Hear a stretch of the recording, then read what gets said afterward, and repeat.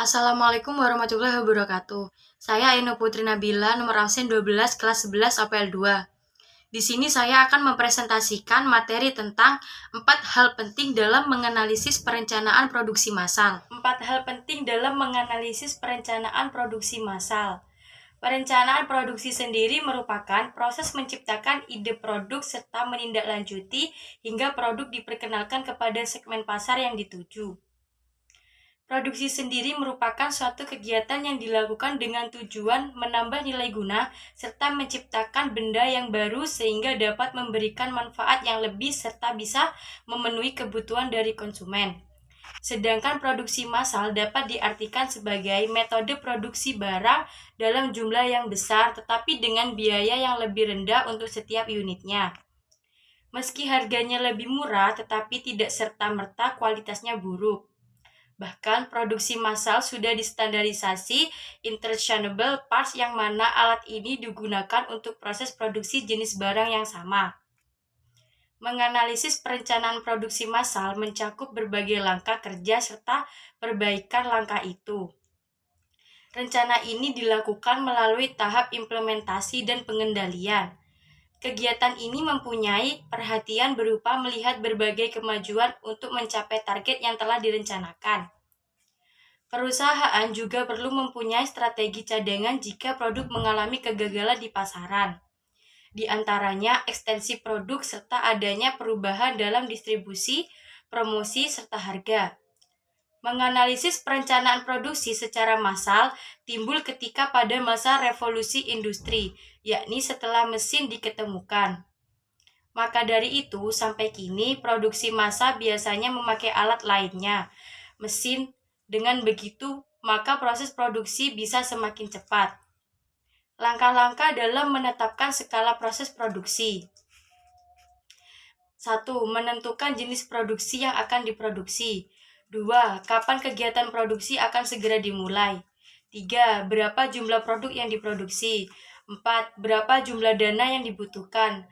5. Berapa jumlah tenaga kerja yang dibutuhkan. 6. Peralatan apa yang dibutuhkan. 7. Berapa tingkat persediaan bahan baku yang dibutuhkan. Proses perencanaan produksi, sedangkan untuk menganalisis perencanaan produksi massal, Anda juga perlu menentukan prosesnya.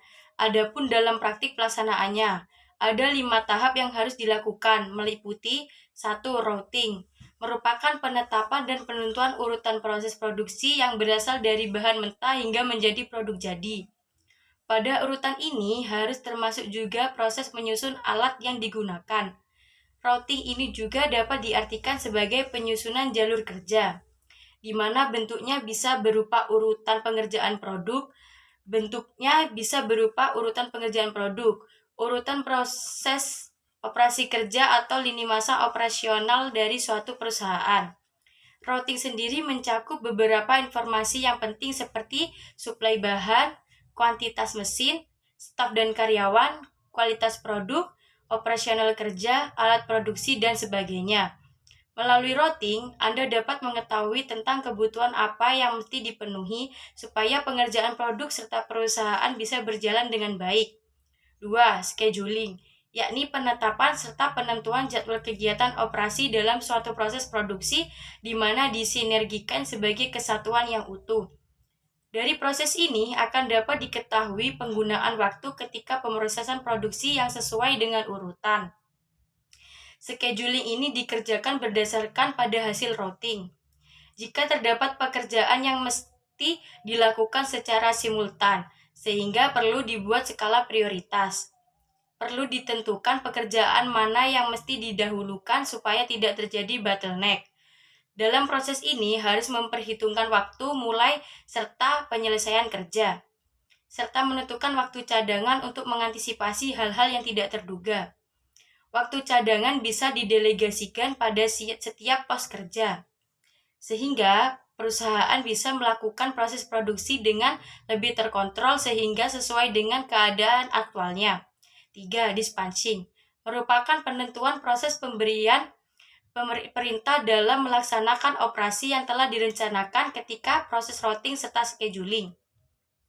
Tanggung jawab proses ini meliputi bagian proses kerja, infrastruktur penunjang, penjelasan tanggung jawab, peraturan, dan lain-lain. Terdapat juga tambahan pengingat dengan melampirkan memo atau catatan, atau bisa juga dengan menambah pilot project agar perencanaan kerja bisa diimplementasikan dengan lebih yakin. Fase ini juga menambah salah satu fungsi, yaitu kontrol pada pelaksanaan kerja. Kontrol bukan berarti mengatur, akan tetapi lebih kepada pengawasan saja.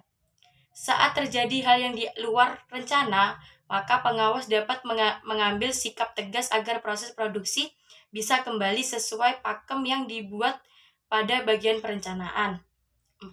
Follow up, yang penetapan ragam kegiatan supaya tidak ada penundaan serta mendorong terkoordinasinya semua perencanaan operasi dalam proses produksi. Faktor perencanaan proses produksi.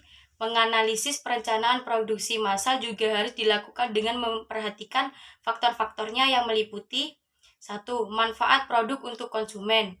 2. Pemerintahan pasar pada produk tersebut. 3. Fasilitas operasi dari proses produksi. 4. Potensi pebisnis dalam melakukan usaha untuk mendapat keuntungan. 5. Kemampuan melakukan distribusi. 6. Kekuatan pesaing yakni perusahaan lain. 7. Pengembangan produk di masa mendatang. Masalah yang mungkin muncul dalam menganalisis perencanaan produksi massal. Kegiatan yang dijalankan oleh perusahaan dengan menggunakan perencanaan produksi tentu diharapkan sesuai dengan draft yang sudah ada pada rencana final. Akan tetapi, ada kegiatan yang sulit diperkirakan pelaksanaannya. Kegiatan ini yakni interaksi serta keterhubungan antara divisi-divisi yang berbeda. Sebagai contoh pembahasan mengenai kebutuhan bahan serta peralatan, peningkatan kapasitas karyawan, SDM, dan lain-lain. Interaksi antar divisi akan membuat kerumitan hubungan bisa dieskalasi. Namun, masalah harus dipandang sebagai tantangan, yang berarti masalah adalah tantangan agar kegiatan produksi bisa sempurna, sehingga Anda memiliki kesempatan untuk membuka elemen kunci di dalam suatu proses produksi. Manfaat dari hal ini adalah bisa melancarkan arus produksi serta mendongkrak performa. Beberapa masalah yang bisa menghambat dalam menganalisis perencanaan produksi massal meliputi 1. Pemesanan bahan produksi. Untuk memesan material produksi, maka harus ada biaya transportasi pengiriman, sehingga memunculkan masalah karena berbagai faktor yang tidak dapat diprediksi seperti kelangkaan barang, cuaca buruk. 2. Pengadaan peralatan.